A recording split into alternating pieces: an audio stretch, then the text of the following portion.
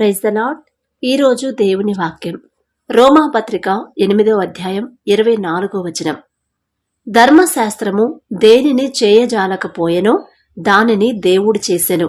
శరీరముననుసరింపక ఆత్మననుసరించియే నడుచుకొను మనయందు ధర్మశాస్త్ర సంబంధమైన నీతి విధి నెరవేర్చబడవలెననే పాప పరిహారము నిమిత్తము దేవుడు తన సొంత కుమారుని పాప శరీరాకారముతో పంపి ఆయన శరీరమందు పాపమునకు శిక్ష విధించెను. మనం చేసిన పాపాల కోసం, మనం చేసిన అపరాధాలు, మనం చేసిన తప్పులన్నీ పరిహరించాలంటే కంపల్సరీ ఒక బలి అనేది జరగాలని. పాత నిబంధన కాలంలో అయితే ఒక గొర్రె పిల్లని బలిచ్చేవాళ్ళు, వాళ్ళ పాపం క్షమించబడిపోయేది కదండి. కానీ కొత్త నిబంధన కాలంలో తండ్రికి ఎంత జాలి, ఎంత ప్రేమ, మన మీద ప్రేమ ఎక్కువైపోయి, పాపం ఎక్కువగా ఉందని తండ్రికి తెలుసు, పాపాలు చేస్తుంది మనమేనని కూడా తెలుసు. అయినా సరే మన మీద ప్రేమ ఎక్కువ పెంచుకొని తన సొంత కుమారుణ్ణి మన కోసం, మన పాప పరిహారం కోసం తండ్రిని, ఆయన క్రీస్తు యేసు వారిని భూమి మీదకి ఒక మామూలు మనిషిగా పంపించాడు కదండి. మనం చేసిన పాపాల కోసం ఎవరు మరణిస్తారండి? నేను చేసిన తప్పుకి నేనే శిక్ష అనుభవించాను, కానీ మా పక్కింటోళ్ళు శిక్ష మాకేంటి ఆ శిక్ష, మేము శిక్ష అనుభవిస్తామని ఎవరన్నా మన పక్కింటోళ్ళు ఎవరన్నా వస్తారా? పోనీ మన బంధువుల్లోనే ఎవరన్నా వస్తారా? ఇదిగో పలానా ఆమె తప్పు చేసింది, ఈమె నేరం చేసింది కాబట్టి ఈమెకి మరణ శిక్ష విధించాం, మరి మీలో ఎవరన్నా ఈమెకు బదులుగా ఎవరన్నా వస్తారంటే ఎవరు రారు. ఎందుకు వస్తారు? ఎవరి లైఫ్ వాళ్ళకే ఇంపార్టెంట్ కదా. అట్లనే మన సొంత బ్లడ్ రిలేషన్లో కూడా ఎవరు రారండి. కానీ అసలు ఏ సంబంధం లేని మన కోసం, ఎటువంటి అర్హత లేని మన కోసం, ఆయన వైపు కన్నులెత్తి చూసే అర్హత కూడా లేని మన కోసం, కేవలం మన మీదున్న ప్రేమ జాలిని బట్టి ఆయన సొంత కుమారుణ్ణి మనం ఇస్తామా మన బిడ్డల్ని? ఇదిగో మీ ఇంట్లో ఈ పాపం చేశారు, ఈ తప్పు చేశారు కాబట్టి ఆ తప్పుకి పరిహారంగా నీ కొడుకున్నాడుకమ్మా, కొడుకునిచ్చేయి, మేము పట్టుకెళ్ళిపోతాం అని చెప్పనంటే ఇస్తామా? ఇవ్వమండి. కానీ తండ్రి ఎంత ప్రేమగల తండ్రి, జాలిగల తండ్రి, మనం చేసిన తప్పుల కోసం ఆయన సొంత కుమారుణ్ణి ఒక మామూలు మనిషిగా, మళ్ళీ ఒక రారాజు మహారాజుగా పంపించలేదండి. మామూలు మనిషిగా పశువుల పాకలో ఆయన ఎలా జన్మించాడో మనకు తెలుసు కదా. ఒక మామూలు మనిషిగా, ఏమీ లేని ఒక నిరుపేదగా మన కోసం పశువుల పాకలో జన్మించాడు కదండి. మనం చేసిన పాపాల కోసం తండ్రి శిలువ మీద మరణించాడు. అలా పాప పరిహారం జరగాలంటే కంపల్సరీ బలి ఇవ్వాలి, బలి అర్పణ జరగాలి. బలి అర్పణ అంటే ఎవరు? పశువులు కాదు, నా సొంత కుమారుణ్ణే పంపిస్తాను. ఎందుకంటే నా ప్రజలు వాళ్ళు, నేను ప్రేమించిన నా బిడ్డలు, వాళ్ళందరి కోసం నా బిడ్డను పంపిస్తాను అని. అసలు ఇలాంటి మన సినిమాల్లో చూస్తేనే మనకి గూస్ బంప్స్ వస్తాయి కదండి. ఆ మూవీస్లో చూస్తేనే మనం అసలు తట్టుకోలేము. అలాంటిది మన కళ్ళ ముందు మనం ఎన్ని రోజులుగా, ఎన్ని సంవత్సరాలుగా చదువుతున్నామండి. మనందరి కోసం అంత గొప్ప మహిమ గల రాజుని, రాజాతి రాజుని ఒక మామూలు మనిషిగా ఈ భూమి మీదకి పంపించి, మనం చేసిన తప్పుకి ఆయన ఒక్క తప్పు కూడా చేయలేదండి, చెయ్యడు తండ్రి. మనం చేసిన తప్పుల కోసం ఆయన సిలువ ఎంచుకొని, కొరడాలతో కొట్టించుకొని, మేకులు కొట్టించుకొని, ఎంత ఘోరమైన శిక్ష అండి. అయితే పాత నిబంధన కాలంలో మనం చూస్తే, ధర్మశాస్త్ర కాలంలో పరిశుద్ధులు చాలా మంది ఉన్నారు. దేవునికి ఇష్టంగా నడిచిన వాళ్ళు, దేవుని ప్రేమించిన వాళ్ళు, దేవుని కృపను బట్టి అద్భుత కార్యాలు చేసిన వాళ్ళు. అంటే ఏమేం కార్యాలంటే, చనిపోయిన వాళ్ళని బ్రతికించారు, మళ్ళీ ఎర్ర సముద్రాన్ని 2 పాయలుగా చీల్చాడు. మోషే గారు అంటాం, కానీ మోషే గారు కాదు చీల్చింది. మోషే గారు ముందు మన తండ్రి యెహోవా దేవుడుండి ఆ పని చేశాడు కదా. మోషే గారికి ఆ శక్తి లేదు కదండి, ఆయన మామూలు మనిషి. కాకపోతే ఆయన మీద ఉన్న ప్రేమను బట్టి ఆయనని ప్రజలు నమ్మాలని ఆ క్రెడిట్ కూడా మోషే గారికి ఇచ్చేశాడు తండ్రి. ఎందుకంటే సముద్రాలను చేసింది మన యెహోవా దేవుడే. ఆయన మాటే వింటాయి కానీ సముద్రాలు మనుషుల మాట ఎందుకుంటాయి? వినదు కదా. కానీ మోషే గారు ముందు ఫస్ట్ తండ్రి ఉన్నాడు, అది ఎవరికి కనపడదు కదా. ఆయన ఒక మాట, ఒక చూపు చూస్తే, ఒక గాలి అట్లా ఊతే చాలు మొత్తం నీళ్ళన్నీ అటు ఇటు వెళ్ళిపోతాయి కదా. ఆ క్రెడిట్ మనుషులకు ఇచ్చాడు ఆయన, ఎందుకంటే అంత ప్రేమించాడు. అలాగే మనలో కూడా చాలా మంది ఆ పలానా బ్రదర్ ప్రార్థన చేస్తే ఈ అద్భుత కార్యాలు జరుగుతున్నాయి అంటారు. అంటే ఆ క్రెడిట్ తండ్రికి తీసుకోవాలి, తండ్రి తీసుకోవట్లా, మనం కూడా తండ్రికి ఇవ్వట్లా, మనమే తీసుకుంటున్నాం. ఆ సిస్టర్ నా దగ్గరకు వచ్చింది, నేను ప్రార్థన చేస్తే వాళ్ళకి విడుదల వచ్చింది, ఆ సిస్టర్ నా దగ్గరకు వచ్చింది, అదే చెప్తున్నాం. కానీ అది అట్లా వద్దండి. దేవుని తండ్రికి చెందాల్సిన క్రెడిట్ అంతా తండ్రికే చెందాలి. అయితే ఎర్ర సముద్రాన్ని పాయలుగా చీల్చడం, చనిపోయిన వాళ్ళని బ్రతికించడం, ఇంకా చాలా చాలా కార్యాలు మనం చేశారు చాలామంది. అయితే వాళ్ళు చేయలేకపోయిన ఒక పని, ఒక పరిపూర్ణమైన పని ఏంటంటే పరిపూర్ణమైన పరిశుద్ధ జీవితాన్ని జీవించడం. పరిశుద్ధంగా జీవించలేకపోయారు. ఎన్ని కార్యాలు చేసినా కూడా జీవితంలో పరిశుద్ధంగా అనేది జీవించలేకపోయారు. మనం దావీదు గారిని చూసుకుంటే అదే జరిగింది కదండి. బాల్యంలో ఉన్నప్పటి నుంచి దేవుణ్ణి ఎదిగాడు. అసలు దేవుణ్ణి ప్రేమిస్తా, దేవుణ్ణే ఆరాధిస్తా, దేవుణ్ణి కీర్తిస్తా, ఎప్పుడు ఆయన బాల్యంలో జరిగిన వాటన్నీ గుర్తు చేసుకొని ప్రతిరోజు, రోజుకు దినమునకు 7 మారులు అవన్నీ గుర్తు చేసుకుని ఆయన స్తుతిస్తూ ఉన్నాడని మనం చదివాం కదా. అంత భక్తిలో ఉండి కూడా పరిశుద్ధంగా ఆయన జీవించలేకపోయాడు. ఒకానొక టైంలో పడిపోయాడు. ఆ విషయం మనకు కూడా తెలుసు. పాపంలో పడిపోయాడు, మళ్ళీ పశ్చాత్తాపడి దేవుని కృపను బట్టి క్షమించబడ్డాడు.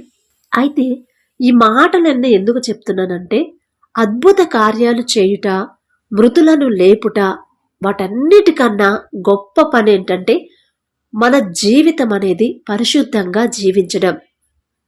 జయ జీవితం చేయుటయే గొప్పదనియు శ్రేష్టమైనదనియు ఈ వాక్యం ద్వారా మనం తెలుసుకోవచ్చు కదా. మన శరీర కార్యాలు, శరీర క్రియలు అనేవి మనం జయించాలి కదా. అప్పుడే అది కదా అసలు గొప్ప. మీరు ప్రార్థన చేయడం ఇంపార్టెంట్ కాదమ్మా. నా మాటకు లోబడండి, బలి అర్పించడం కాదు, నా మాటకు లోబడండి, నేను చెప్పినట్టు చేయండి. అదే తండ్రి కోరుకుంటుంది. అంటే ఇప్పుడు మనం ఎలా ఉన్నాం? ప్రార్థనలో ఉన్నప్పుడు ఒకలాగుంటాం, చర్చిలో ఉన్నప్పుడు ఒకలాగుంటాం, చర్చి నుంచి బయటికి రాగానే బైబిల్ పక్కన పెట్టంగానే ఇక మనం ఈ లోకంలో ఉన్నట్టు వచ్చేస్తాం. ఇక మామూలుగా అందరిలాగా షార్ట్స్ చూడడమో లేకపోతే మూవీస్ చూడడం ఇక అంత కామన్ అయిపోయింది అంతా. లేకపోతే జోకులు వేసుకోవడము, ఎదుటి వాళ్ళు హట్ అవుతున్నారని తెలిసినా కూడా జోకులు వేయడం, ఎదుటి వాళ్ళకి రెస్పెక్ట్ ఇవ్వకపోవడం. ఒక మాట మన నోటి నుంచి మాట వచ్చిందంటే అది ఆశీర్వచనమే కాని మాట పలకూడదు అసలు. అవసరమైతే ఆశీర్వచనం పలకొచ్చు, కాని మాట నోటి వెంట రాకూడదు, రానివద్దని తండ్రి అంత జాగ్రత్తలు, ఎన్ని జాగ్రత్తలు చెప్పాడో. అసలు ఎవరిస్తారండి అన్ని జాగ్రత్తలు? అవన్నీ మనం పాటిస్తే అది తండ్రికి ఏం ఉపయోగమా? అవన్నీ మనం పాటిస్తే తండ్రికి ఏమైనా లాభమా? కాదండి, మనకే మేలు. అందుకని అవన్నీ ఎందుకు రాపిచ్చారంటే మీరు సరిగ్గా పెరగాలి, కరెక్ట్గా పెరగాలి, అన్నిట్లో పర్ఫెక్ట్గా ఉండాలి, ఒక్క విషయంలో కూడా మీరు తప్పిపోకూడదు, పరిశుద్ధంగా జీవించాలి. అద్భుత కార్యాలు చేయడం గొప్ప కాదు, బలులర్పించడం గొప్ప కాదు, ఉపవాస ప్రార్థనలు చేసిన, మనం కన్నీటి ప్రార్థన చేసిన, మన లైఫ్లో మనం ఎలా జీవిస్తున్నాం అనేది ఒక్కసారి మనం గమనించుకోవాలి. మన కుటుంబంలో అన్నీ తండ్రి చెప్పిన ప్రకారంగా మనం నడుచుకుంటున్నామా? ఎదుటి వాళ్ళకి లోబడి మనం ఒకళ్ళ మీద పెత్తనం చేయడం దేవుని ఇష్టం కాదండి. దేవునికి అస్సలు ఇష్టం ఉండదు. ఒకళ్ళ కింద బ్రతకడమే తండ్రికి ఇష్టం. అంటే మనం ఒక మంచి పొజిషన్లో ఉన్నా కూడా ఆ ఫీలింగ్ అనేది మనకి రాకూడదు. నేను ఈ స్థితిలో ఉన్నానంటే ఇది నా గొప్పతనం కాదు, నా తండ్రి గొప్పతనం.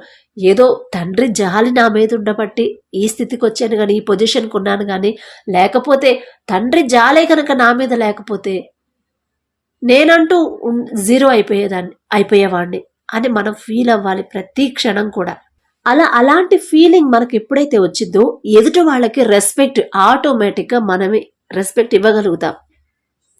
మనకన్నా తక్కువ పొజిషన్లో ఉన్న చాలా అది ప్యూన్ అయినా, ఇంకొకళ్ళైనా, పనిచేసే వాళ్ళైనా, హౌస్ కీపింగ్ అయినా, మనుషులమే కదండి, మనుషులమే కదా.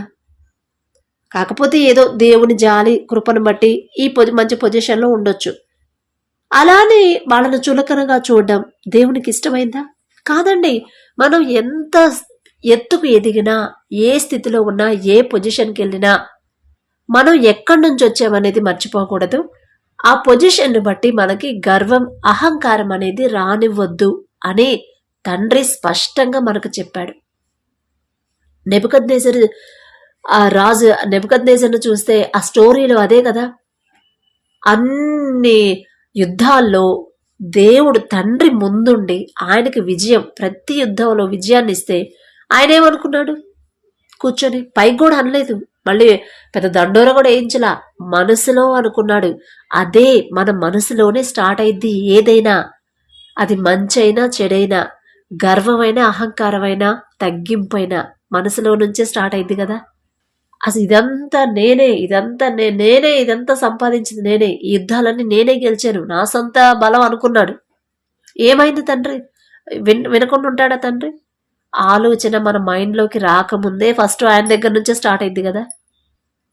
ఎప్పుడైతే ఆ మాట గర్వించాడో, ఓ ఇదంతా నేనే చేశాను, నా తెలివే, నా బలం, నా శక్తే, ఇదంతా నా బలం కాకపోతే అంతమంది రాజులు ఎలా జయించగలిగాను అని ఎప్పుడైతే అనుకున్నాడో, ఇదంతా నా తెలివి, మరి ఇంత మంచి పొజిషన్, ఇంత హయ్యర్ పొజిషన్లో నేనున్నానంటే మరి నా తెలివి కాకపోతే ఇంకేంటి అనుకుంటే మాత్రం ఖచ్చితంగా నెబుకద్నెజర్ రాజు వచ్చిన శిక్ష మనకు తెలుసు కదా.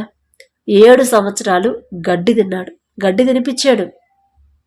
అప్పుడు తర్వాత ఎప్పుడైతే ఆయన తగ్గింపు, ఇక తన్ను తాను తగ్గించుకున్నాడు, భలే కోపం అండి. అసలు మన తండ్రికి చాలా చిరాకు. ఆయన పెంపకంలో పుట్టిన పిల్లలు, ఆయన పెంపకంలో పెరిగిన పిల్లలు అలా గర్వం, అహంకారం అలాంటి మైండ్ సెట్తో ఉంటే చాలా కోపం. అస్సలు ఊరుకోడు. లోకాన్ని ఫాలో అయినా కూడా ట్రెండ్ మారుతుంది. సిస్టర్ ఇప్పుడంతా అప్డేట్ అవుతుంది, మనం కూడా అప్డేట్ అవ్వాలి అని ఆ మైండ్ సెట్లో ఉన్నారంటే అది ఖచ్చితంగా అపవాది మైండే, దేవుని మైండ్ కాదండి. బైబిల్లో ఎక్కడా లేదు. ఎప్పటికప్పుడు అప్డేట్ అవుతా ఉండిద్దండి లోకం. ప్రియులారా, మీరు కూడా అప్డేట్ అవ్వండి. లోకం ఎటెళ్తే మీరు కూడా అటే వెళ్ళండి. లోకం ఎలాగైతే ఎంజాయ్ చేస్తుందో మీరు కూడా అలాగే ఎంజాయ్ చేయండి అని చెప్పాడా తండ్రి? చెప్పలేదు అంటే మనం చెయ్యకూడదని అర్థం. మిగతా వాళ్ళు చేస్తారు, లోకస్తులు చేస్తారు. దేవుని గురించి ఆయన పెంపకం అనేది వాళ్ళకి తెలీదు. ఆయన మైండ్ సెట్ వాళ్ళకి తెలీదు. తండ్రి దగ్గరికి రావాలంటే ఒక అర్హత అనేది ఉండాలి. ఒక జాబ్కి వెళ్ళాలంటే మనకు దానికి దగ్గర క్వాలిఫికేషన్స్ ఉన్నాయా లేవా అని చూస్తారు కదా. క్వాలిఫికేషన్స్ అన్ని కరెక్ట్గా ఉంటేనే ఆ జాబ్ మనకిస్తారు. మరి తండ్రితో పాటు మనం రేపు పరలోకంలో ఉండాలంటే ఆ క్వాలిఫికేషన్స్ అన్నీ మనకు ఉన్నాయా లేవా? ఏ ఒక్క క్వాలిఫికేషన్ లేకపోయినా ఎక్స్ట్రా క్వాలిఫికేషన్స్ అని చెప్పనని మనం రెజ్యూమ్లో రాస్తాం. ఆ ఎక్స్ట్రా క్వాలిఫికేషన్స్ ఉన్నా కూడా తండ్రి తీసుకోడు. జాబ్కి అయితే తీసుకుంటారు ఎక్స్ట్రా క్వాలిఫికేషన్స్ ఉంటాయి. మన తండ్రికి ఎక్స్ట్రాలు వద్దు. చెప్పినంత వరకు చెయ్యాలి, చెప్పిన పని మాత్రమే చేస్తే చాలు, అంతకు మించి వద్దు. చెప్పింది చేయకుండా ఇష్టం వచ్చినట్టు చేస్తే మాత్రం మీరెవరో నాకు తెలియదమ్మా, ప్లీజ్ మీరు వెళ్ళిపోండి, అసలు మీరెవరో కూడా నాకు తెలియదు అంటాడు. అంత భయంకరమైన మాట మనల్ని తండ్రి అన్నాడంటే ఇక మనం ఇంకెక్కడికి వెళ్తామండి? ఇక ఎవరి దగ్గరకన్నా వెళ్తే ఓదార్పు వచ్చిద్దా? అసలు ఆ పరిస్థితి రాకుండా చూసుకోవాలంటే మన జీవితమే పరిశుద్ధంగా జీవించాలి. పరిశుద్ధంగా తండ్రి జీవించాడు. తండ్రి చెప్పాడు, నేను ఎలాగైతే పరిశుద్ధంగా జీవించానో మీరు కూడా అలాగే జీవించండి. నా మాదిరి నన్ను చూసి క్రీస్తును పోలి నడుచుకున్నాడు పౌలు గారు. ఆయన చెప్పాడు, క్రీస్తును పోలి నడుచుకున్నానంటే తండ్రి ఎలాగైతే ఉన్నాడో ఒకళ్ళ దగ్గర నుంచి ఆశించడు, ఒకళ్ళ దగ్గర నుంచి ఫ్రీగా తీసుకోడు. నాకొద్దు, అసలు ఏం అవసరం. పౌలు గారు కూడా అంత సేవ చేసిన, సంఘాలన్నీ కరెక్ట్గా చూసుకున్నా కూడా వాళ్ళ దగ్గర నుంచి ఒక్క రూపాయి కూడా తీసుకునేవాడు కాదు కదా. ఎందుకంటే మళ్ళీ అవమానం వచ్చిందని మన తండ్రికి. ఆ అవమానం అనేది తండ్రికి రావద్దు. పలానా ఆయన వచ్చే సంఘంలో ఉన్న డబ్బులన్నీ ఆయన తీసుకుని ఆయనే వాడుకుంటున్నాడు పర్సనల్కి, దేవుడు చెప్పాడా? ఆయన చేస్తున్నాడు కాబట్టి మేము కూడా చేస్తున్నాం అనే మాట అనిపించుకోకూడదని ఎంత రోషం గల విశ్వాసం అండి, రోషం గల పాస్టర్ గారు, దైవజనుడైన, ఇదిగో నేను నా పని చేసుకుంటున్నాను, నేను ఎవరి మీద డిపెండ్ అవ్వను, ఒకళ్ళు వచ్చి నాకు ఇవ్వాలి, నాకు ఫ్రీగా ఇవ్వాలి, నేను వాళ్ళు పెడితే తినాలి అని నేను ఎప్పుడు అనుకోను, నాకు అవసరమే లేదు. నా తండ్రి నాకు బలం ఇచ్చాడు, నైట్ నేను డేరాలు కుట్టుకుంటాను, డబ్బులు వస్తాయి, ఆ డబ్బులతో నేను తింటాను, కడుపు నింపుకుంటాను, పగలంతా నా తండ్రి పని చేస్తాను. మీ దగ్గర నుంచి ఒక్క రూపాయి కూడా తీసుకున్నాడనేదే ఆ అపవాదు నాకొద్దు. అసలు ఎంత రోషంగా చేశారండి దేవుని సేవ. అలా ఉండాలండి మనం కూడా. ఒకళ్ళ దగ్గర చేయి జాచే పరిస్థితి మనకొద్దు. మన తండ్రి ఇస్తాడు, నా తండ్రి నాకు ఇస్తాడు, నాకు అవసరమైతే ఆయనే పంపిస్తాడు, నేనెందుకు అడగాలి వేరే వాళ్ళని అనే మనసు అంత జాగ్రత్తగా గట్టిగా ఉండాలి, స్థిరంగా. మీకు ఏదైనా అవసరమైందమ్మా నా దగ్గరకు రండి, నేను ఇస్తాను అంటున్నాడు. మీకు ఏదైనా బాధగా ఉందా, నేను ఓదార్స్తాను రండి అంటున్నాడు. మీకు ఏదన్నా భయం వేస్తుందా, నేను నీకు తోడుగా ఉంటాను. గాఢాంధకారపు లోయలో నువ్వు వెళ్ళినా కూడా నీ పక్కన నేనుంటాను. కటిక చీకటిలో నువ్వు ఉన్నా కూడా ఒక వెలుతురుగా నేనుంటా నీ పక్కన, నువ్వు భయపడొద్దు అని చెప్తున్నాడు. కానీ అలా తండ్రి మనకి తోడు ఎప్పుడు ఇస్తాడంటే మనం పరిశుద్ధంగా జీవించాలి, మనుషుల మీద ఆధారపడొద్దు, లోకాన్ని ఫాలో అవ్వద్దు. ఫస్ట్ ఇప్పుడున్న ఈ ట్రెండ్, ఈ జనరేషన్ అంతా ఇదేనండి. ఈ తరంలో ట్రెండ్ ఫాలో అవ్వాలి, ట్రెండ్ అప్డేట్ అవ్వాలి. అప్డేట్ అవ్వకపోతే ఒక మామూలు మనిషిని ఒక అమాయకులను చూసినట్టు, ఏదో మన మీద జాలి పడినట్టు చూస్తారు. అవసరం లేదు. మనుషుల మెప్పు, మనుషుల ఇచ్చే ఘనత మనకు అవసరం లేదు. నా తండ్రి దృష్టిలో నేను ఎలా ఉన్నాను, నా కోసం, నేను చేసిన పాపాల కోసం నా తండ్రి అంత గొప్ప మహిమను వదిలిపెట్టుకుని ఒక మామూలు మనిషిగా నా కోసం ఆయన రక్తం కార్చాడు. ఎవరు కారుస్తారు, ఎవరిస్తారు? నాకు మారుగా ఎవరు మరణిస్తారు? నా కడుపును పుట్టిన బిడ్డలు కూడా నా కోసం మరణించరే. అదేంటండి, మా అమ్మ నాన్న తప్పు చేస్తే వాళ్ళని తీసుకెళ్ళండి, వాళ్ళ కోసం మమ్మల్ని తీసుకెళ్తామంటారేంటి అంటాను కదా. కానీ మన తండ్రి అలా అనుకోలేదండి. ఆయన తండ్రి పొమ్మనంగాల్ని వచ్చాడు భూమి మీదకి ఒక మామూలు మనిషిగా. చాలా తగ్గింపు, ఎంత తగ్గింపు అంటే ఎటువంటి ఎటువంటి తప్పు చేయకపోయినా అందరూ నిందలు వేసి, అవహేళన అపహాస్యం చేసి, జుట్టు బీగుతున్నా, గడ్డం బీగుతున్నా, ముళ్ళ కిరీటం పెట్టినా, ముఖాను ఉమ్మి వేస్తున్నా కూడా సైలెంట్గా ఉన్నాడు. అసలు ఎవరుంటారండి అలా? నువ్వుంటావా? మీరుంటారా? నేనుంటానా? మీరు చెయ్యని తప్పుకి మనం తప్పులు చేస్తాం, తప్పులు చేయడం మన అలవాటు. చేసినా కూడా వాళ్ళు వచ్చి మనల్ని శిక్షిస్తున్నా మనం ఒప్పుకుంటామా? ఆ చేశారు ఏంటంటే, అయితే మీరు చేయరా, మీరెవరో పద్ధతులా అన్నట్టు మనం మాట్లాడతాం. కానీ మన తండ్రి అసలు ఒక్క మాట మాట్లాడాడండి. చెయ్యని తప్పు, చెయ్యని నేరం మీద వేస్తున్నా, నేను మంచే చేశాను అందరికీ, అయినా సరే ఎందుకు వీళ్ళట్లా ఇంత అర్థం చేసుకోకుండా నేను తప్పు చేసిన నన్ను నిందిస్తున్నారే, అసలు మీరెంత మూర్ఖులయ్యా బాబు అని ఒక్క మాట అన్నాడా? అనలేదండి. అనకపోగా తండ్రి వీరేమి చేయుచున్నారో వీరెరుగరు, కాబట్టి వీరిని క్షమించండి అని మరలా ఆయనను హింసించే వారి గురించి కూడా ప్రార్థన చేశాడు తండ్రి. ఎంత జాలిగల తండ్రి అండి. ఇక అంతకన్నా మనల్ని ఎవరు అర్థం చేసుకుంటారండి? అంత చక్కగా ఎవరు అర్థం చేసుకుంటారు? మనుషులు ఎవరైనా మనల్ని అర్థం చేసుకుంటారా? మన మనసులు నన్ను ఎవరూ అర్థం చేసుకోవట్లేదు, ఎవరూ ప్రేమించట్లేదు, ఎవరు నాకు సహాయం చేయట్లేదు అంట. అసలు ఇంత చక్కగా మనల్ని అర్థం చేసుకొని మనం చేసే తప్పులు కూడా మనకు తెలియక చేస్తున్నారులే చిన్నపిల్లలు. ఏదో సార్ క్షమించండి సార్, ఏదో చిన్నపిల్ల తెలియక చేసింది అన్నట్టు తెలియక చేస్తున్నారు, క్షమించయ్యా, వాళ్ళకి శిక్ష ఇయ్యొద్దు, నన్ను శిక్షించు వాళ్ళకి తరపున అని అంత ప్రేమ మన మీద ప్రేమించి మన కోసం ఆయన ప్రాణం పెట్టాడు. అలాంటి తండ్రితో మనం ఉండాలంటే ఇక్కడ మనం మనుషులుగా ఈ భూమి మీద ఉన్నప్పుడు మనం ఎలా జీవించాలి? తండ్రి ఎలా జీవించాడు అలాగే జీవించాలి కదా, అంతే పరిశుద్ధంగా జీవించాలి కదా. అలా దేవుని మాటకు లోబడకపోతే, దేవుడు తండ్రి చెప్పినట్టు నడుచుకోకపోతే తండ్రికి బాధేసి ఆ బాధలో కోపం వచ్చి జలప్రళయాన్ని పంపించాడు కదండి. ఆదికాండం 6వ అధ్యాయం 7వ అధ్యాయంలో సమస్త శరీరులను ప్రతి ఒక్కరు, చిన్న లేదు, పెద్ద లేదు, ముసలి లేదు, ముతక లేదు, అందరినీ, ప్రతి ఒక్కళ్ళని పశువులతో సహా సంహరించడానికి చంపేయమని, నాశనం చేయడానికి జలప్రళయాన్ని పంపించాడు తండ్రి. రేపు మనం తీర్పులో ఉండకూడదు, తీర్పులోకి రాకూడదు. ఆ జలప్రళయం, రేపు రాబోయే జలప్రళయంలో మనం ఉండకూడదు. ఆ జలప్రళయం నుంచి మనం తప్పింపబడాలి అంటే ఇదే సమయం. ఇక్కడున్నంత వరకే మనం ఏం చేసినా. చాలా మంది బ్రదర్స్ చెప్తున్నారు, చాలా వాక్యాలు తీసుకొని చాలా మంది బోధిస్తున్నారు, అన్ని వింటున్నాం, ప్రతిరోజు వింటున్నాం, 2 పూటలా వింటున్నాం. కానీ ఆ ప్రకారంగా మనం నడుచుకుంటున్నామా లేదా? ఒకసారి మనల్ని మనం పరిశీలన చేసుకుంటున్నామా లేదా? పరిశుద్ధంగా జీవిస్తేనే, పరిశుద్ధంగా మనం ఈ లోకాన్ని అనుసరించకుండా ఆజ్ఞలకు లోబడి, ఆజ్ఞలంటే మనందరికీ తెలుసు, నోటెడ్ అయిపోతే ఆజ్ఞలు పదాజ్ఞలు చెప్పమంటే టక టక టక టక చెప్పేస్తాం. చెప్పడం గొప్ప కాదు, గుర్తుపెట్టుకోవడం గొప్ప కాదు, చదవడం గొప్ప కాదు, ఆ ప్రకారంగా నడవడం గొప్ప. విగ్రహారాధన చెయ్యొద్దన్నాడు, నేను తప్ప వేరొక దేవుడు నీకు ఉండకూడదన్నాడు. ఒకసారి నాకు ఆఫీసులో ఒక అబ్బాయి, అంటే బ్రదరు, వాళ్ళ ఫాదర్ ఏమో పాస్టర్ గారు అంట, పాస్టర్ గారు కొడుకు ఈ అబ్బాయి. అయితే ఈ అబ్బాయి టెంపుల్కి వెళ్తున్నాను అక్క అని చెప్పాడు. ఒకసారి ఫోన్ చేస్తే, అక్క నేను ఇందాక మీరు ఫోన్ చేశారు కదా, నేను ఇట్లా టెంపుల్లో ఉన్నాను అక్క అన్నాడు.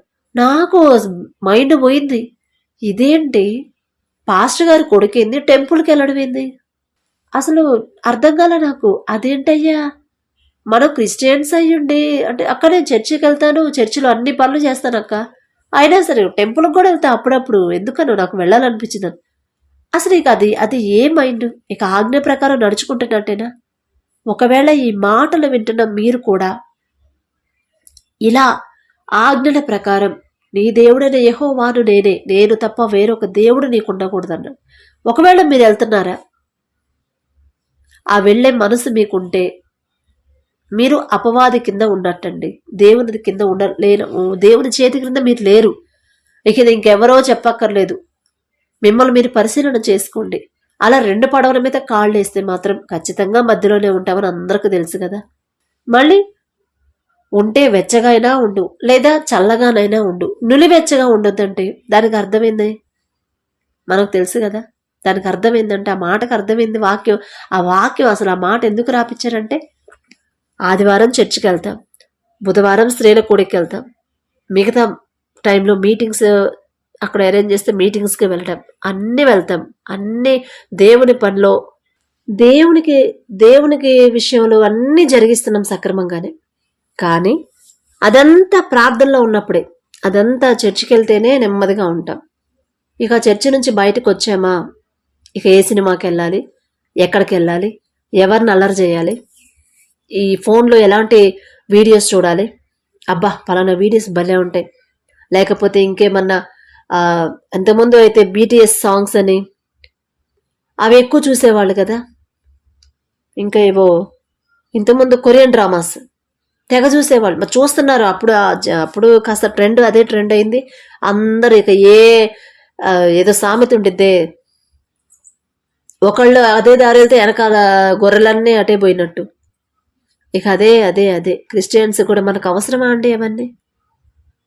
ఒకవేళ ఈ మాటలు వింటున్న మీరు ఎవరో మొత్తానికి దేవునికి లోకానికి రెండిటిని బ్యాలెన్స్ చేసుకోవాలని మీరు అనుకుంటున్నారేమో. అటు దేవుని దగ్గరికి వెళ్ళాలి, ఇటు లోకంలో ఎంజాయ్ చేయాలి అని అనుకుంటున్నారేమో. ఒకవేళ ఆ పరిస్థితిలో ఉన్నారేమో. అందుకనే తండ్రి ఈ మాటలు మీ దగ్గరికి పంపించాడు. లేకపోతే తండ్రికి అవసరం లేదండి.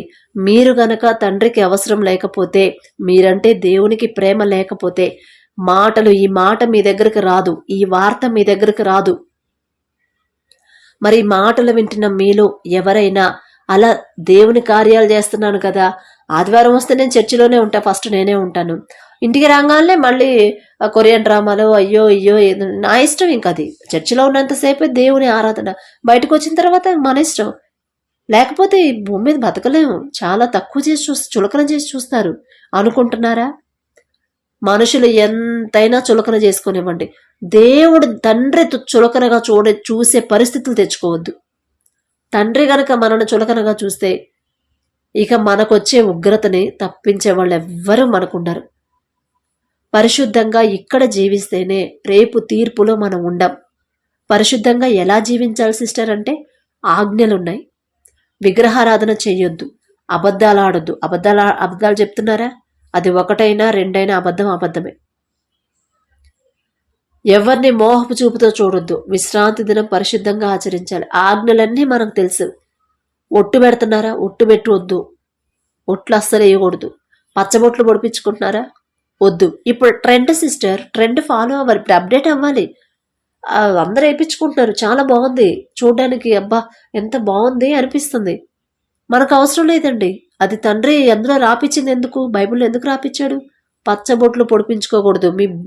మీ స్కిన్ మీద, మీ శరీరం మీద పచ్చబొట్లు పొడిపించుకోకూడదని లేవియకాండంలో ఉండిద్ది. అది కూడా నేను వీడియో పెట్టాను. లోకమంతా ఎటైనా పోనివ్వండి, ఎక్కడైనా దూకనివ్వండి, మనం మాత్రం మన తండ్రి వెంటే ఉండాలి. ఆయన మాటలే మన చెవుల్లో ఉండాలి. కొత్త మంచి ఫ్యాషన్ డ్రెస్సులు వచ్చాయి. ఒక మంచి ఈ బ్యూటీ టిప్స్ వచ్చాయి. అసలు ఎంత కష్టపడుతున్నారు కదా బ్యూటీ టిప్స్కి. అది చేయండి మీ జుట్టు బాగుంటుంది, ఇది చేయండి మీ ఫేస్ బాగుంటుంది, అట్లా చేసుకోండి మీ కాళ్ళు బాగుంటాయి, మీ నోరు బాగుంటుంది, ముక్కు బాగుంటుంది, మూతి బాగుంటుంది అని ఎన్ని వస్తున్నాయో. అవన్నీ దేవుడి నుంచి వచ్చినాయా? ఒక్కసారి గమనించండి. బ్యూటీ పార్లర్కి వెళ్ళండి, చక్కగా ఐబ్రోస్ నీట్గా చేయించుకోండి, ఫేషియల్ చేయించుకోండి, చక్కగా క్యూట్గా కనిపించాలి అందరికీ అని బైబిల్లో ఉందా? లేదండి. అందము మోసకరము, సౌందర్యము వ్యర్థమే. ఛీ అంటాడు రేపు మనం వెళ్ళినప్పుడు. ఛీ నీ ఫేస్, నీ మొహం నాకు చూడాలనిపించట్లేదు, పోపో అవతలకి వెళ్ళు అంటాడు. ఎందుకంటే అది ఆయన ఇచ్చిన శరీరం, ఆయన ఇచ్చిన ఆకృతి కాదు, ఆయన ఇచ్చిన అందం కాదు. అది ఆయన ఇచ్చిన ఆ దేహాన్ని మనం పాడు చేసుకున్నాం. మనకు నచ్చినట్టు మార్చుకుంటున్నాం తండ్రి ఇచ్చిన దేహాన్ని. అప్పుడు తండ్రి మనల్ని గుర్తుపట్టడు. ఎవరమ్మా నువ్వు? నీ పేరేంటి అసలు? నువ్వెవరు నా దగ్గరకు వస్తున్నావు? వెళ్ళెళ్ళు, నేను ఎప్పుడు నిన్ను చూడలేదని. అయ్యో ప్రభువా, నేను ప్రతి వారం చర్చిలో ఉండేదాన్ని, మీ చర్చిలో పనులు కూడా నేనే చేసేదాన్ని, కుర్చీలన్నీ సర్దేదాన్ని, ప్రచారం చేసేదాన్ని, చర్చిలో ఇంటింటికి వెళ్ళి నేను పాంప్లెట్స్ కూడా పంచాను ప్రభువా నేను అంటే. ఎవరమ్మా నువ్వు? నేనెప్పుడు చూడలేదే చర్చిలో. ఏం మరి నువ్వెవరో నాకు తెలియదు అంటాడు. ఎందుకంటే మన ఫేస్ మారిపోయింది.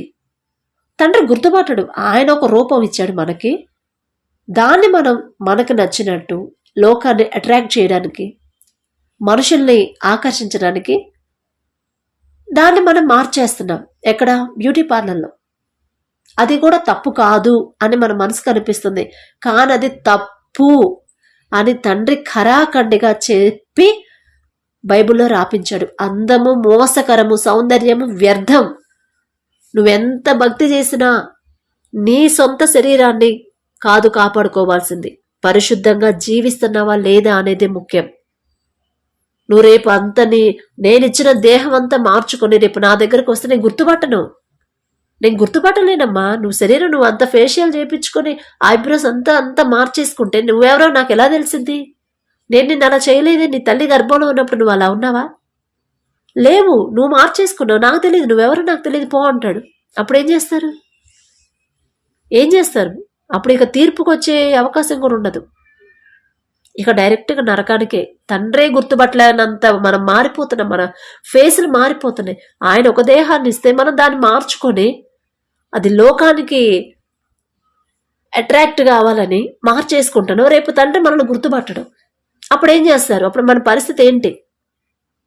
కాబట్టి అలాంటి పిచ్చి పనులు ఏం చేయకండి. అది దేవునికి నచ్చదు.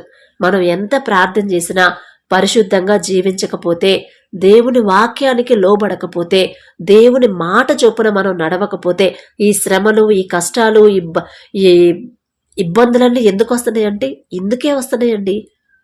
ఇప్పుడు లోకపరంగా మీరు నడవద్దమ్మా. లోకస్తులు చేసినట్టు మీరు చెయ్యొద్దు. వాళ్ళకి తెలియదు వాక్యం, వాళ్ళు శరీరానుసారంగా ప్రవర్తిస్తారు. వాళ్ళకి నా గురించి తెలీదు, నేనేం చెప్తున్నానో వాళ్ళకి తెలీదు. మీకు తెలిసి నేను చెప్పిన తర్వాత కూడా మీరు లోకానుసారంగా నడిస్తే వాళ్ళకి మీకు తేడా ఉండదు. అప్పుడు మీ చుట్టూ, ఇప్పుడు నా మాట వింటే మీ చుట్టూ నేను రక్షణ కంచె వేస్తా. అవతల వాళ్ళు ఎంతమంది, నీ పక్కన 1000 మంది పడ్డా, నీ కుడి ప్రక్కన 10,000 మంది కూలిపోయినా ఏ అపాయం నీకు రాదు. ఎందుకంటే నా కంచె నీ చుట్టూ ఉంది. ఈ కంచె ఎందుకు వేసానంటే నేను చెప్పిన ప్రకారం నా మాటకు లోబడి ఇదిగో ఇలా ఉండు అన్నప్పుడు అలాగే ఉన్నారు కాబట్టి నా కంచె వేస్తున్నాను.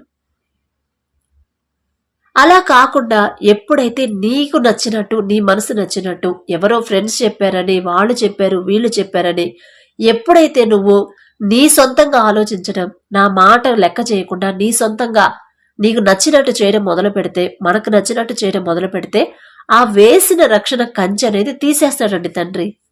ఇక మన చేతులారా మనమే చేసుకున్నట్టు. ఆ రక్షణ కంచె పోయిందంటే ఇక మనకొచ్చే అప్పులు గాని, శ్రమలు గాని, ఇబ్బందులు గాని, ఇరుకులు గాని ఇక ఎవరైనా తీసేయగలరా? ఎందుకంటే మన చుట్టూ రక్షణ కంచె వేసినప్పుడు అది మనమే తీసేసుకొని బయటికి వెళ్ళిపోయాం. ఎందుకంటే లోకాన్ని ఆకర్షిస్తుంది లోకం మనల్ని. వెళ్ళొద్దు, మన మనసు కంట్రోల్ చేసుకోవాలి. అది కంట్రోల్ చేసుకోవాలి, నేను వెళ్ళకూడదు అని మీరు గట్టిగా ఆసక్తిగా ఉంటే ఖచ్చితంగా వెళ్ళనివ్వడు తండ్రి. 100 మంది చెప్పని, 1000 మంది చెప్పని, అబ్బా ఇదిగో ఇలా చెయ్యి, అందరు ఇప్పుడు అదే ఫాలో అవుతున్నారు, ఏంటి అప్పలమ్మలాగుంటావంటే అవసరం లేదమ్మా. 100 లోకం మొత్తం ఫాలో అయినా, ఈ ప్రపంచం మొత్తం ఫాలో అయినా నాకొద్దు. ఎందుకంటే నా దేవుడికి నచ్చదు. రేపు నేను మళ్ళీ నన్ను గుర్తుపట్టకపోతే నేనేం చేయాలి? నా పరిస్థితి ఏంటి అని చెప్పగలగాలి. అలాంటి మనసు మనకి రావాలి. మాట మన నోరు అదుపులో పెట్టుకోవాలి. ప్రేమించే విషయంలో, సహాయం చేసే విషయంలో, ఇవే మన ప్రార్థన కన్నా, బలులర్పించడం కంటే మాటకు లోబడడం చాలా ముఖ్యం. ఒకరికి సహాయం చేసే పరిస్థితి తండ్రి మనకిచ్చినప్పుడు చేయాల్సిందే. ఉంచుకొని కూడా చేయకపోతే అది ఎంత తప్పు. ఇక దానికి వల్ల ఖచ్చితంగా మనకి శ్రమలు వస్తాయి. మన నోరు అదుపులో పెట్టుకోకుండా మనం వెళ్ళి ప్రార్థన, అదే నోటితో బైబుల్ చదువుతాం, అదే నోటితో ప్రార్థన చేస్తాం, గంటలు ప్రార్థన చేస్తాం, అదే నోటితో మళ్ళీ బూతి మాటలు మాట్లాడతాం, అదే నోటితో కాని మాట పలుకుతాం. దానివల్ల మనకే శిక్ష వచ్చింది. ప్రార్థన చేయొద్దు. నీ నోరు కంట్రోల్ చేసుకోలేనప్పుడు ప్రార్థన చేయొద్దు. అదే నోటితో అది ఇది 2 ఎలా చేస్తాం? అస్సలు ఇష్టం ఉండదు మన తండ్రికి. గుర్తుపెట్టుకోండి, దేవుడు సమస్త శరీరులను నశింపజేయుటకై జలప్రళయపు న్యాయపు తీర్పు పంపెను అని ఆదికాండంలో మనం చూస్తాం. రాబోయే తీర్పు కూడా అదే. ఆ దినములు తక్కువ చేయబడని ఎడల ఏ శరీరయు తప్పించుకొనడు అని మత్తయి సువార్త 24లో మనం చదువుకుంటాం. కాబట్టి శరీరం విషయమై ఆలోచన వద్దు. దేవుని ఆత్మ చేత శరీరాన్ని జయించాలి. మీరు శరీరానుసారముగా ప్రవర్తించిన ఎడల చావవలసిన వారై యుందురు గాని ఆత్మచేత శారీరక క్రియలను చంపిన ఎడల జీవించెదరు అని రోమాపత్రిక 8వ అధ్యాయంలో మనం చదువుకుంటాం. శరీరానుసారంగా మన బాడీ చెప్పినట్టు, ఈ లోకం చెప్పినట్టు మనం అప్డేట్ అవ్వాలి. అసలు ఆ ఆలోచన తీసేయండి. అప్డేట్ అవ్వాల్సిన అవసరం లేదు. మన తండ్రి మీద ఆనుకుంటే చాలు, ఆయనే మనల్ని అప్డేట్ చేపిస్తాడు. ఆయన తండ్రిని ఫాలో అయితే చాలు, లోకాన్ని ఫాలో అవ్వక్కర్లేదు. లోకం అంతా పోతుంది, మరి నేను కూడా అటే పోవాలి కదా. లేకపోతే నన్ను ఒక అప్పలమ్మని చూసినట్టు చూస్తారు, లేకపోతే నన్ను ఒక మూర్ఖుడిని చూసినట్టు చూస్తారు అనుకుంటారా? అవసరం లేదండి. మన తండ్రి ఉన్నాడు, తండ్రి వెనకాల మనం వెళ్దాం. అప్పుడు మనం ఆటోమేటిక్గా తండ్రి అప్డేట్ చేపిస్తాడు మనల్ని. మనం ఎందులో అప్డేట్ అవ్వాలి? లోకంలో అన్నీ ఫాలో అవ్వడానికి అప్డేట్ అవ్వవసరం లేదు. మన దేవునికి ఇంకా దగ్గర ఎలా అవ్వాలి? ఏం చేస్తే నేను దేవునికి దగ్గర అవుతాను? ఎలా ప్రార్థన చేస్తే దేవునికి దగ్గర అవుతాను? నేను ఎలాంటి ప్రార్థన చేస్తే తండ్రి ఇష్టంగా వింటాడు? అలాంటి ఆ విషయాల్లో అప్డేట్ అవ్వండి. లోకంలో లోకానుసారంగా, శరీరానుసారంగా అప్డేట్ అవ్వాల్సిన అవసరం లేదండి. దేవునికి, నా నుండి దేవుడు ఏం ఆశిస్తున్నాడు, నేను దేవుడికి ఇంకా ఇష్టంగా ఎలా జీవించాలి? నేను ఖాళీగా ఉన్నప్పుడు నేను అదే అనుకుంటానండి. అసలు అబ్రహాం గారు దేవునితో ఎలా నడిచాడు? అలా ఫ్రెండ్షిప్, ఒక స్నేహితుడు ఎలా అయ్యాడు? ఎలా మాట్లాడాడు? ఎలా ఉంటే అబ్రహాం గారు ఎలా ఉంటే తండ్రి అంత ఇష్టపడ్డాడు? ఆయన బట్టి భూమిని మొత్తాన్ని ఆశీర్వదించాడు. అన్ని వంశాలు ఆయన ద్వారా ఆశీర్వదించబట్టే అసలు అంత పవిత్రంగా ఎలా జీవించగలిగాడు? దేవునితో ఎలా నడవగలిగాడు? నేనేం చేస్తే తండ్రికి దగ్గర అవుతాను? ఇదే ఆలోచన వచ్చిందండి. దేవుని కృప, మళ్ళీ నా సొంత ఆలోచన కాదు. ఎలా నడిచాడు ఆయన? నేనెలా దగ్గర అవ్వాలి తండ్రికి? దేవుడి మీద పూర్తిగా ఎలా ఆధారపడాలి, అవన్నీ ఆలోచిస్తా ఇదే ఆలోచనలో ఉంటే తండ్రి సమాధానం పంపించాడు. ఇదిగో నువ్వు ఇలా ఉండమ్మా, నా మీద నేను ఇప్పటికీ నువ్వు ఉన్నావు, కానీ నువ్వు చేసే ప్రార్థన నాకు సరిపోవటం లేదు తల్లి, ఇదిగో ఇలా చేయి అని అన్ని నేర్పించుకుంటూ వచ్చి 30 సంవత్సరాలకి తెలుసుకునేలా చేశాడు. ఇప్పుడు తెలిసిందండి. కాబట్టి ఈ మాటలు విన్న తర్వాత మీరు శరీరానుసారంగా ఎలా ఉంటున్నారు, దేవుడిచ్చిన దేహాన్ని లోకంలో పడిపోయి మార్చేసుకున్నారంటే దేవుడు రేపు గుర్తుపట్టడం మనల్ని, మిమ్మల్ని గుర్తుపట్టడం, నన్ను గుర్తుపట్టడం. నాకైతే అవసరం లేదండి, నేను ఎలా ఉన్నా పర్వాలేదు, ఎవరు ఇష్టపడకపోయినా పర్వాలేదు, నా దేవుడు నన్ను ప్రేమిస్తే చాలు, అంతకన్నా నాకు లోకస్తుల ప్రేమ నాకు అవసరమే లేదు. అలా మీరు కూడా అలా అనుకోండి. అంటే మీరు అనుకుంటే మేము కూడా అనుకోవాలా సిస్టర్? అనుకుంటారేమో, మీ ఇష్టం. అది చెప్పడం నా బాధ్యత. ఇది నా మాటలు కూడా కాదు, నా సొంత ఆలోచనలు, నా సొంత మాటలైతే మీకు అర్థమే కాదు. దేవుడి కృప, దేవుడి కాపుదల, ఆయన ప్రేమలో మీరున్నారు కాబట్టే ఒకవేళ ఈ మాటలు వింటున్న మీరు లోకంలో వెళ్ళిపోయి, లోకంలో పడిపోయి, ఆదివారం చర్చి దేవుడి పనులు సక్రమంగా చేస్తున్నాను, మిగతా విషయాల్లో నేను మరి లోక పరంగానే వెళ్ళిపోవాలి, అలానే జీవించాలి అని మీరు ఒకవేళ అనుకుంటున్నారేమో, అలా జీవిస్తున్నారేమో. అందుకనే మీకు ఈ మాటలు తండ్రి చెప్తున్నాడు, కానీ నేను కాదండి. మీరెవరో నాకు తెలియదు, మీరు ఎలా జీవిస్తున్నారో కూడా నాకు తెలియదు, నేను చూడట్లేదు. కానీ మన తండ్రి చూస్తున్నాడు. అమ్మా ఇదిగో వాళ్ళు ఎలా జీవిస్తున్నారు, అలా వద్దు తల్లి, నేను వాళ్ళని ప్రేమించలేకపోతున్నాను కాబట్టి అలా వద్దని ఒక మాట తండ్రి వార్త మీకు అందించడం వరకే నా బాధ్యత. నేనేదో మీకన్నా గొప్పదాన్ని కాదండి. కాబట్టి ఒకసారి జాగ్రత్తగా ఆలోచించి మనుషుల్ని ఫాలో అవ్వద్దు, లోకాన్ని ఫాలో అవ్వద్దు, దేవుణ్ణే ఫాలో అవ్వండి. ఆయన ఎలా అయితే నడుచుకున్నాడో, ఎలాగైతే జీవించాడో అలా జీవిస్తేనే మనం రేపు తండ్రితో, ఆయన దగ్గర పరలోకంలో ఆయనతో పాటు ఉండే అర్హత మనకు వచ్చింది. కాబట్టి అలా మనందరం జీవిద్దాం. ఒక చిన్న ప్రార్థన చేసుకుందాం. కృపగల దేవా మీకు స్తోత్రం, రాజాది రాజా మీకు స్తోత్రం, దేవాతి దేవా మీకు స్తోత్రం. నా తండ్రి, ఎంత జాలిగల దేవా, ఎంత ప్రేమగల దేవా, ఎంత జాగ్రత్తలు ప్రభు, ఇన్ని జాగ్రత్తలు మా కోసం పంపించడానికి అసలు మేమే పాటివారం. నా తండ్రి, ఇన్ని జాగ్రత్తలు మేము తప్పిపోతుంటే ఎవరు మమ్మల్ని సరిచేస్తారయ్యా?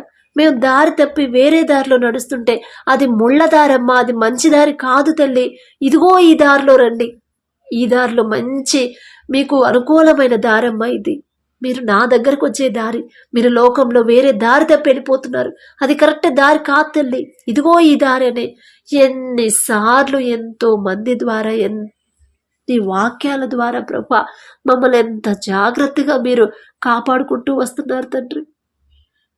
ఇన్ని జాగ్రత్తలు అసలు మమ్మల్ని ప్రేమించే వాళ్ళు ఎవ్వరు ప్రభా? మా తోటి వారు కానీ, మా స్నేహితులు కానీ, మా బంధువులు కానీ, తల్లిదండ్రులు కూడా ఇన్ని జాగ్రత్తలు ఎవరు చెప్పరయ్యా, కానీ మీరు చెప్తున్నారు. ఎందుకయ్యా యేసయ్య మేమంటే ఇంత ప్రేమ ఎందుకు తండ్రి? ఎందుకయ్యా యేసయ్య మా కోసం సిలువలో మరణించారు? మేము చేసిన తప్పుల కోసం మీరు మరణించి అమ్మా మీరు దారి తప్పిపోతున్నారు, నా దగ్గరికి రావాలంటే ఇదిగో ఈ దారిలో రండి, అలా వద్దు అని ఎంత జాగ్రత్తగా మమ్మల్ని హెచ్చరిస్తున్నారు ప్రభా. అందుని బట్టి మీకే స్తోత్రం తండ్రి. మరి ఈ మాటలు వింటున్న మీ బిడ్డల్లో ఎవరైనా ప్రభా మరి ఎవరెవరు ఎలా జీవిస్తున్నారో నాకైతే తెలియదు తండ్రి. నేనెంత, నా భక్తి ఎంత ప్రభా, మీరు ఆ మాటలు చేరవేయాలనుకున్నారు కాబట్టే తండ్రి మరి మీ బిడ్డలకి ప్రభా ఆ మాటలు పంపించిన దేవా మీకే స్తోత్రం నా తండ్రి. నా మాటలు కాదు ప్రభా, మీ మాట అనుకుని వారు తీసుకుని నా తండ్రి వారి జీవితాలు పరిశుద్ధంగా జీవిస్తున్నారా లేదా, లోకంలో జీవిస్తున్నారా? పరిశుద్ధంగా జీవించకపోతే ఆ తీర్పులో నా తండ్రి ఆ వచ్చే శిక్ష నుంచి తప్పించే వాళ్ళు ఎవ్వరూ ఉండరమ్మా అని మీరు ఎంత జాగ్రత్తగా, ఎంత చక్కగా మాకు ఎక్స్ప్లెయిన్ చేస్తున్నారు. ప్రతి విషయం మీ వాక్యం, మీ పరిశుద్ధ వాక్యంలో ప్రతి విషయం రాపిచ్చారు. మేము ఎలా ఉండాలి, ఏం మాట్లాడాలి, ఎలా చూడాలి, ఎటువైపు చూడాలి, ఎలా చూడకూడదు, ఏం మాట్లాడాలి, ఏం మాట్లాడకూడదు, ప్రతి విషయం కూడా ప్రభా ఎలా ప్రవర్తించాలో, ఎలా ప్రవర్తించకూడదు అన్ని జాగ్రత్తగా రాపిచ్చారు. మేము చదువుతున్నాం, కానీ ఆ ప్రకారంగా మేము జీవించలేకపోతున్నాం ప్రభా.